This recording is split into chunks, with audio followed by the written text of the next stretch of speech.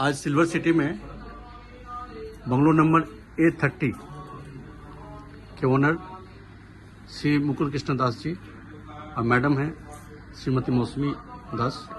आज ये अपना गृह प्रवेश कर रही हैं। दोनों मिलकर आज फंक्शनों को इनवाइट किए थे, साइड के सभी स्टाफ्स को, सभी आए हम लोग पूजा में। आप बोलिए सर कुछ, हिंदी बांग्ला इंग्लिश जो भी ठीक।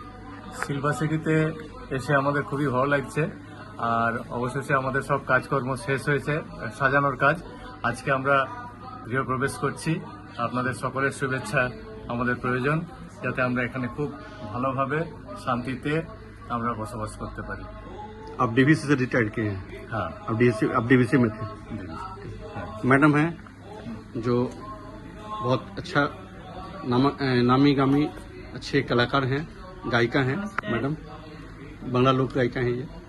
আজ আমরা আমাদের স্বপ্নের বাড়িতে গৃহপ্রবেশ করলাম MTM সিলভার সিটিতে।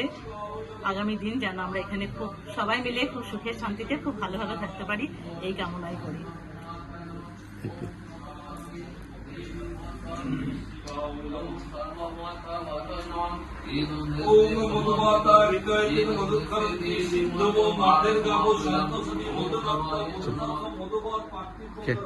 Thank you sir.